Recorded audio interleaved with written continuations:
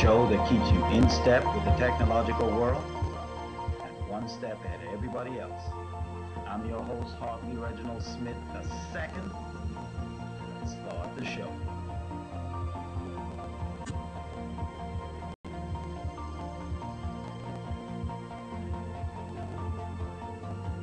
All this and more coming up on Tech Pulse today.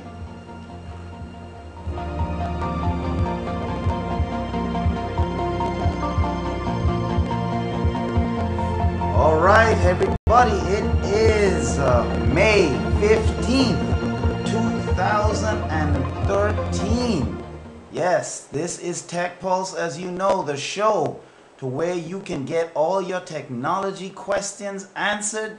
You get all the news going on with the tech world today. We put it in a nice big package snippet, give you that opportunity to know what's happening in the tech world today. So you know what we're going to do? We're going to go right into our first story.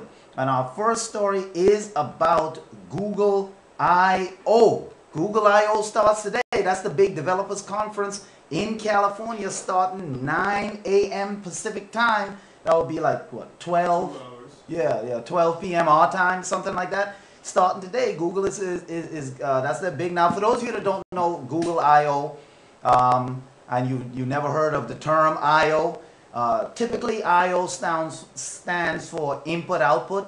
That's really what it stands for. But when Google started this I/O conference in 2008, the I/O still was input-output, but then they also branded another meaning, innovation in the open is what they're saying. So Google I/O, innovation in the open. That's the meaning of Google I/O. Now, there's a number of different things that people are expecting from Google I/O this year. So let's jump right into some of the things that we can expect to hear from this year's Google I/O, because I mean, this is this event that Google puts on every year since 2008. So we're looking, according to the industry experts, I'm just going to run down some of the things that they feel is important this year. They're talking about subscription, a suite subscription music service. The Verge reported that Google Play and YouTube may each receive separate music services with an announcement during I/O. So they might have their separate music services, YouTube and Google Play. Also, Google Wallet, it looks like that it's confirmed for at least one I/O no-show. Google was planning on announcing a physical credit card at the developers conference, but following a less than ideal demo run, the CEO, Larry Page, decided to nix the reveal. So, as you know, Google Wallet is Google's way of online payment, being able to pay online without cash and so forth. And they were going to have this credit card, Google credit card type situation, but looks like that's going to be nixed, but we'll wait to see what's happening. Looks like they might, another big thing that it looks like people are looking for is a new direction for Google Maps. With 1 week, 1 week ago, before the I/O started, according to the Google System blog, Mountain View is planning a significant Google Maps redesign. Significant, so some marquee changes would be the removal of the sidebar, local search results filtered by Google Plus recommendations, and an emphasis on the map itself. So not all of the maps, bells and whistles and red bubbles are going to be changed, but look for a significant update in the Google Maps situation, or at least look for them to announce these changes at the Google I/O conference. Also, Google Game On. Now, first up, day one of the conference, which is today, has a heavier helping of game-related development sessions than the whole previous years combined. Google seems to be, revving up or bent on their gaming division. Remember, we reported right here that they hired a guy that had 20 years plus experience in the gaming world, worked at LucasArts, worked at DreamWorks Studios. I mean, this guy is huge in the gaming world, and they hired him to head up their gaming division. So, so we're looking for that to be one of the big announcements at Google I/O. Also, we're looking for Google is now to take over the homepage. I mean, we may be in for much more than a few cards when it comes to Google Now announcement at the Google I/O conference. The Google Now is Google's Siri type application. And according to some source code, Google is preparing to replace the Google homepage with versions of Google Now that will offer user a personalized landing page. So that's something that's also coming up. Now also coming up, well, we hope to see at this developers conference is a 32 gigabyte Nexus 4 with LTE. Rumors abound with that. You know, this one is said to offer a few goodies, namely the LTE, the CDMA support, both which have limited U.S. carriers that can support that device. But there's also word that Google may debut the 32 gig Nexus 4 model, addressing the storage concerns with the 8 and 16 gigabyte variants that they had. And all this amounts to some interesting stuff that we're gonna see. Also, the inking of what's going on, well, an inkling of what's going on with Motorola. As you know, Google bought a lot of Motorola's patents. So the problem is no one is telling us exactly what's going on there. So, you know, people are getting antsy with news. And though there's been word that Moto's new phone will be just right, you know, stock Android devices, we expect the Google I/O to give us some further details on hardware under construction. You know, it sounds like it's durable and has great battery life and stuff like that. But we, you know, want to hear the details, and we're going to bring all of this to you as, you know, they release it with Google I/O. Also, the new Nexus 7 tablet.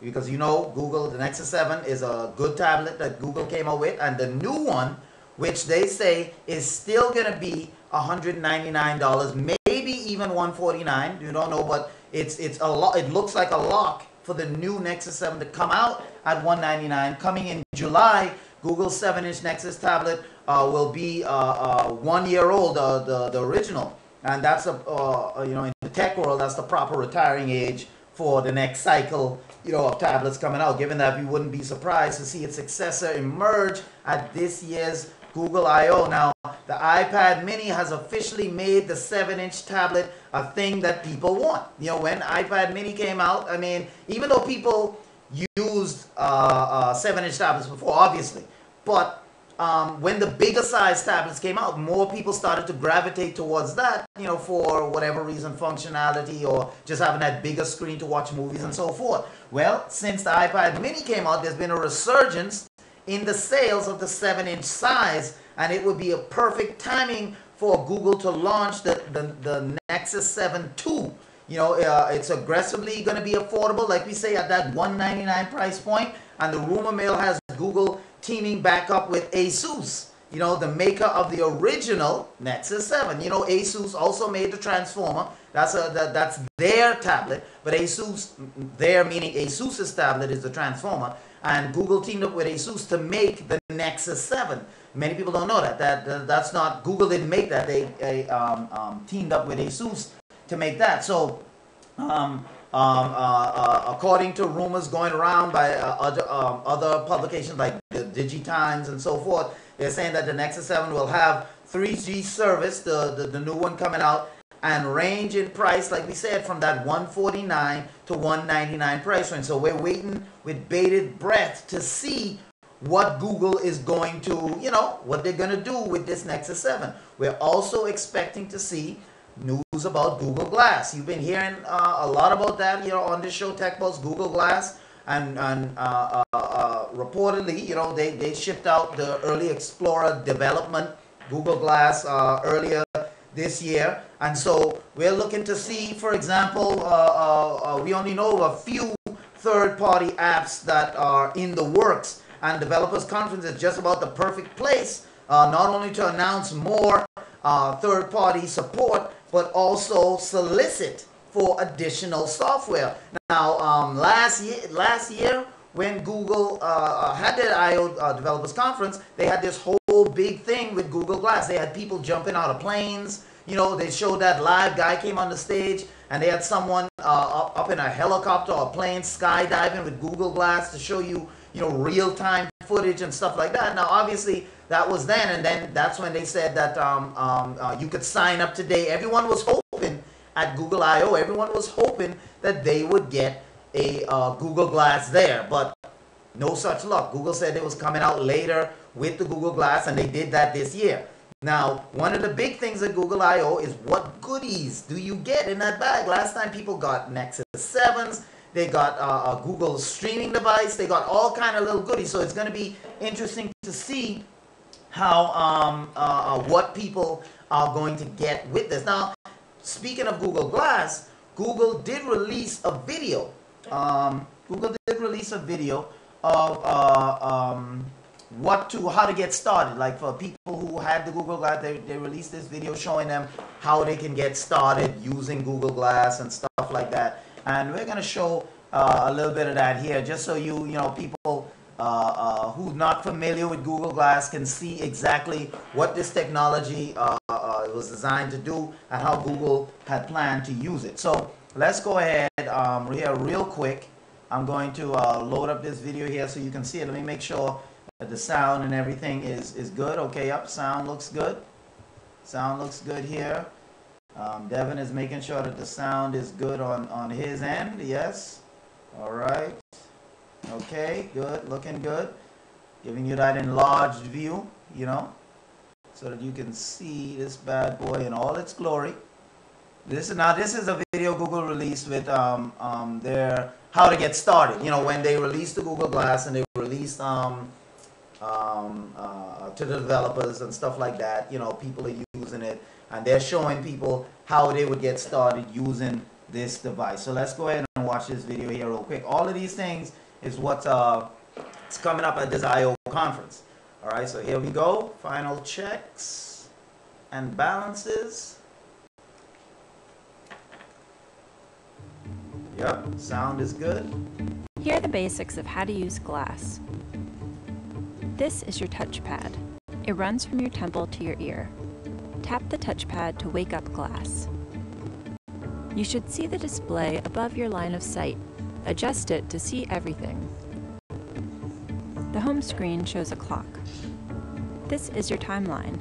It's a row of cards. Things to the left are happening now or coming up, like the weather, an upcoming flight, or an event in your calendar. You can tap on any card to see more. Swipe down anywhere to go back to the timeline. Cards to the right of the home screen are from the past, for example, messages, videos, or photos. Tap on a photo to share it, and choose one of your friends.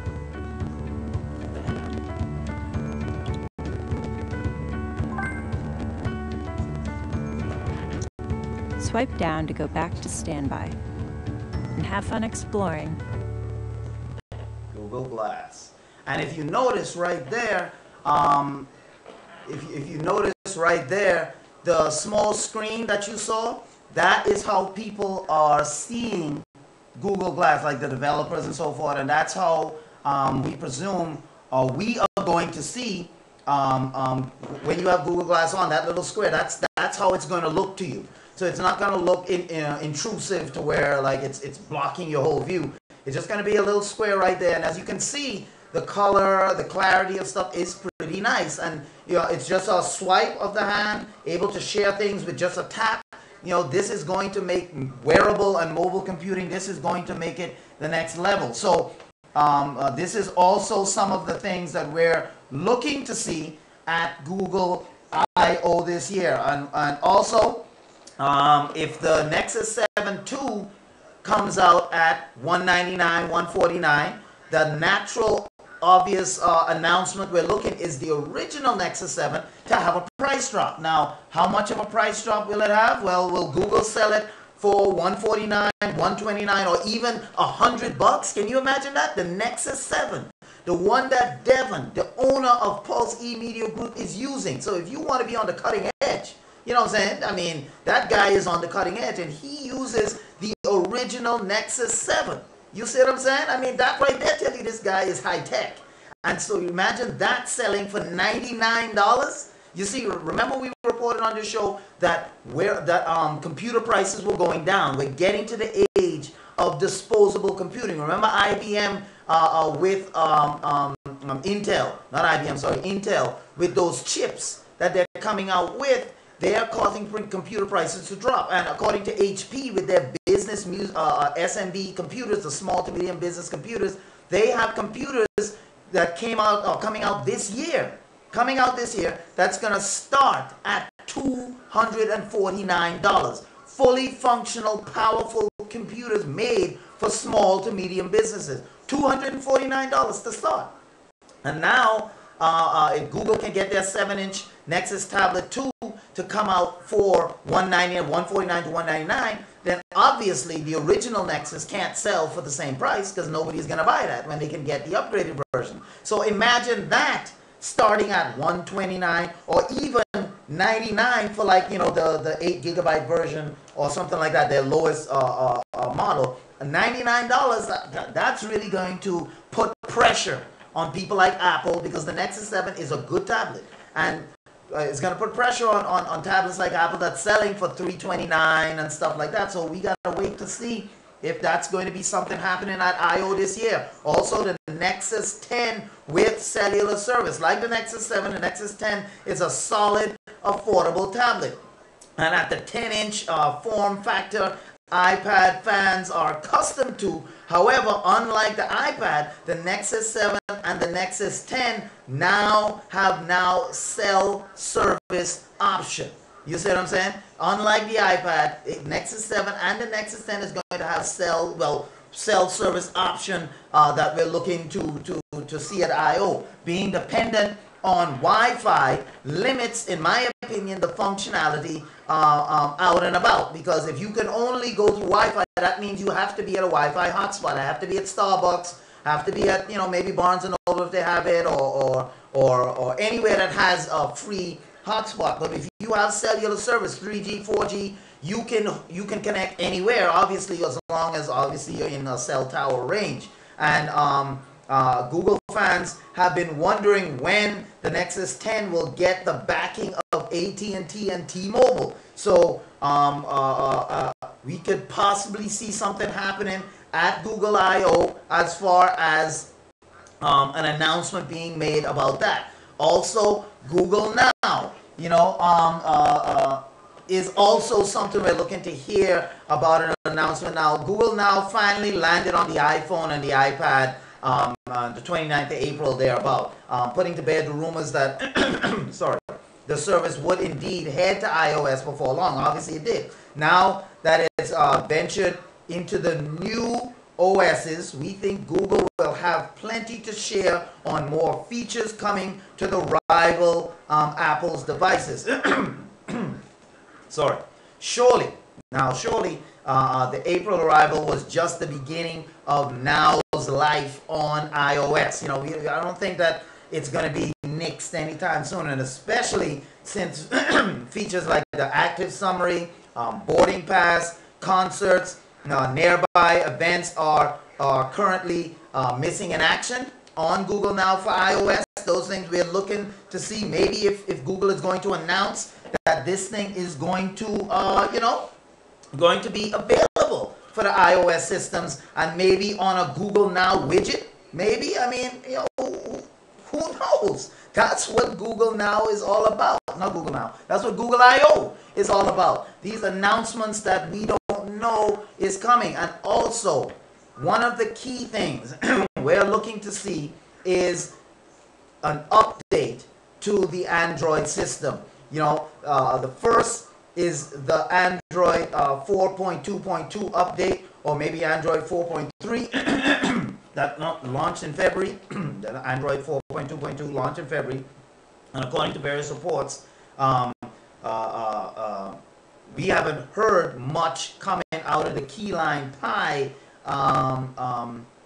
camp, and that is the next Android. That's supposed to be the next Android operating system update that we're supposed to be hearing, and we're going to wait to see if Keyline Pi is going to be announced at Google I/O this year. So now, for many of you, the Nexus Q, that was that round device that Google gave out last year that we told you about, along with the Nexus 7 and so forth. We don't know if Google is going to resurrect that. That was their streaming device. We don't know if they're going to resurrect that, if we're going to hear anything more about it. These are just some of the things that we're looking to hear at this year's developers conference. So, you know, it starts at 9 a.m. Pacific time, and that's about 12 p.m. our time. So that's when our show goes off the air. So we're going to check that out. We're going to check that out, and we're going to let you know what is happening as far as, you know, if that thing is, I mean, what they're announcing at Google I/O this year. You know, what they're going to announce, what's going on. We're going to bring that to you. If any of these things that we talked about are announced at Google I/O this year, we're going to let you know, because see, that's what we do here at Tech Pulse. We're not just bringing you, you know, fantasies. We're showing you what's happening right now in the world of technology. So, you know what I'm saying, that's just the start. This is just to start things off, and right away we're starting things off on Tech Pulse with that information on Google I/O. So this is going to be something that we have to wait and see. Tomorrow we'll bring you some updates, obviously, as to what is going on with Google I/O and what things they announce. So you'll be right in. You see, you're going to be right in the head of this thing, right at the forefront of this technology. So that's going to be our first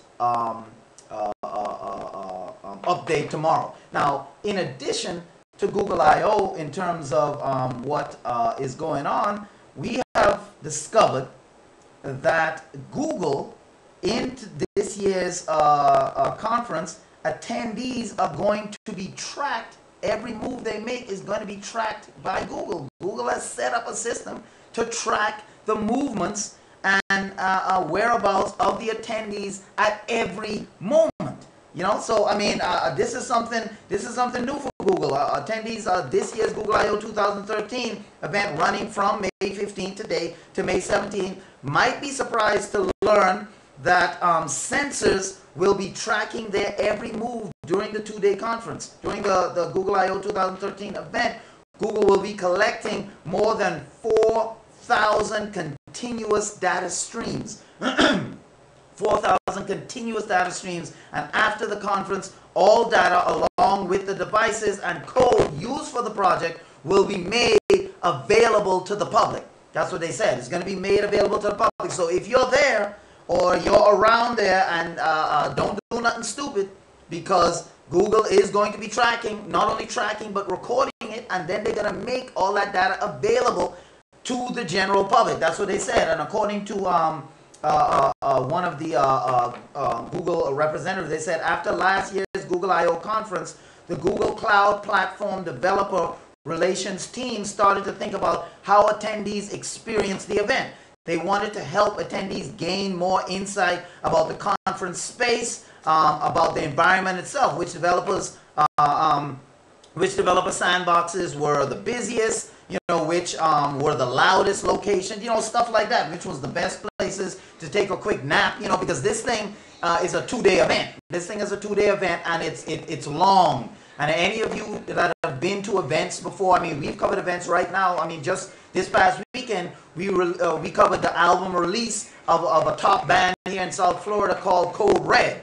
And that thing was, I mean, it was a good event, but it was work. It was a lot of work, you know, and these events are just that. So people, every time they have their little, how do you put it? They have their little tricks to make it through this 2-day conference, where the best place to nap is, where all the good areas is to eat, stuff like that, where you know, and they have these little plans, these little maps that they have mapped out over their years of going to Google I/O.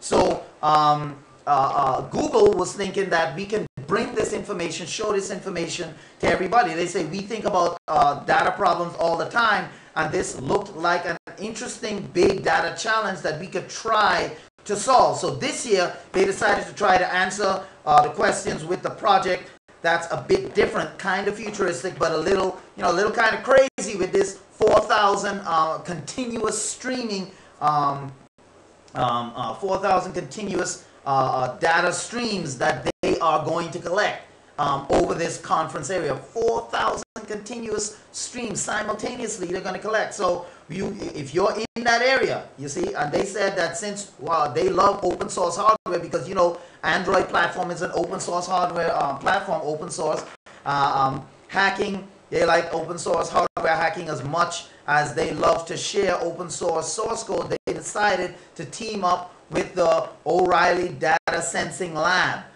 to deploy hundreds of Arduino-based environmental sensors at the Google I/O this year. Using software built with Google Cloud Platform, they'll be collecting and visualizing ambient data across the conference, such as temperature, humidity, air quality, all of that in real time. You know, so I mean, if an area with a bunch of people, you know, the area gets stuffy or the air quality isn't good, all of that is going to be recorded. All of this data is going to be recorded throughout the whole conference, throughout the whole time, and altogether the Sensors Network will provide over 4,000 continuous data streams over the Zigbee Mesh network managed by the device cloud that Google has set up. So for more information on that, you know, you could check right to the Google Developers Blog website for details and live stream, you know, of the event. But that's what's happening, you know, with Google I/O. So I mean, if many of you are thinking of that are there, or people that's doing stuff crazy, I would think twice if I was you, because all of this stuff now, Google, and it's not, they're letting attendees know that this is something that they're doing. So it's not, this is not some secret project that nobody knows about or anything like that. They're letting attendees know that this is what they're planning on doing. It's just that it's something new. No, conferences, even E3 or big conferences like CES, none of them have done that. They have cameras in there and they collect everything, but they haven't collected all this type of data: humidity, temperature, clean air, you know, all these different elements that make up a conference, the best places that people nap, you know, that nobody maybe know about, because obviously that's why they're napping there. You know, this is a place where they can hang out, get a quick nap, and then hit the floors again, because this conference is huge and wide, and it's tiring. You know, it's tiring to walk, so you have to know how to make it. Rookies that go to conferences like this, like E3, they burn out in a couple hours. They go there all hyped, you know what I'm saying, ready to go, and in a couple hours, they're done. They can't cover anything. Rookies. I like that. Rookies, man. They go to these events and they're all hyped and energized immediately, and you know the rookies. You know what I'm saying? Devin was telling me that a while ago, like when he used to travel first class, you know, you can tell the rookies versus the people that have done it before. You know, the rookies come in and they're all, you know, wide-eyed, trying to touch everything and trying to use it. You're like, yep, that guy, first time. Been in first class. Well, international first class. Right, right. You know, or European first class. So you can tell, you can always tell the rookies. And so you can always tell the rookies at these conferences, they're going at 100 miles an hour immediately. They want to see everything now. And it's like, slow down. It's a 2-day event. Take your time. Pace yourself. No, they want to do everything now. So by 12, they're burnt out. They can't even move because they try to get everything all the time. So all of these things is what Google is going to be looking to capture this year at Google I/O. Now let's talk a little bit about a little gaming news here real quick. There's a thing going around the web right now. So I felt that I had to bring it here on Tech Pulse. A fake PlayStation 4 advertisement, you know, for the new PlayStation 4 coming out, has been burning around the web. And the reason how I know it's fake is because Sony themselves came out and said, this is not us. They have denied, and if it is them, they're denying any involvement in this at all. So, but the thing is, it looks cool. This looks like this could be a genuine PlayStation 4 advertisement. I'm trying to figure why would they do it though? Just maybe some video company trying to get some notoriety or something. Trying to get some notoriety, maybe. Probably, yeah. But I mean, if that's the case, I'm saying this thing, check it out. I mean, matter of fact, I'm going to play it here for you. Check it out. This thing looks, if it is some video company just trying to come up with something to get notoriety, they did that with this thing, they did their job, because this thing looks sweet. I don't know where they got the actors and the different people like that, but when you see this thing, you be the judge. If you didn't know, if I didn't just tell you right now that this wasn't a PlayStation 4 advertisement, if I didn't tell you that, and you saw this, would you think this is some rinky-dink situation, or would you think this is a real, genuine PlayStation 4 situation? All right, hold on. Let's go ahead and bring it up right here. Let's go ahead and bring this bad boy right up, because I mean, I saw this thing going around the web, and I'm like, man, this thing looks real. And then Sony came right out. I mean, it's just like with that printed gun thing, where the guy let those materials out, and immediately Congress, I mean, it was just like lightning. As soon as he released that thing, I don't know how Congress knew right away, but they knew, because immediately the next day they ordered that guy to take down those designs. Yeah, they ordered him to take that thing down quick. They had their pens out. Yeah, they were just waiting.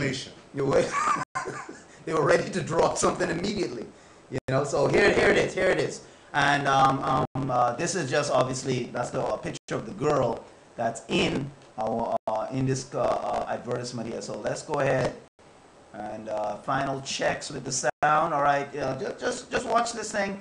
I'm gonna enlarge it a bit. Okay, that looks pretty decent. All right, let's do it. Final checks. Here we go. You tell me if you didn't know if this would be a PlayStation 4 commercial.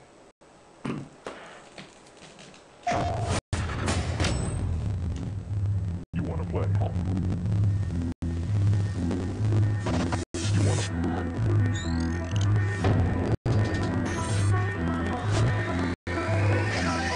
You want to play?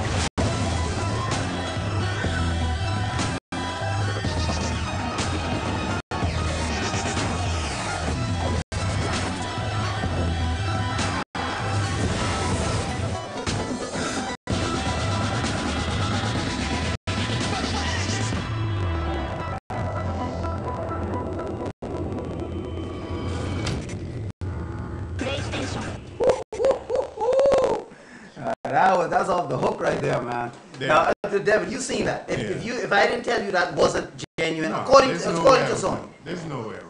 Yeah. But the funny thing is that they were slick though. Yeah. They don't show you too much of games or anything. Right, like because that, they can't. It would be illegal for them to do that. But they, you know, because I think the law is you can only show like up to 5 seconds. Like if you were broadcasting another network, you could show 5 seconds or less of their footage without their permission.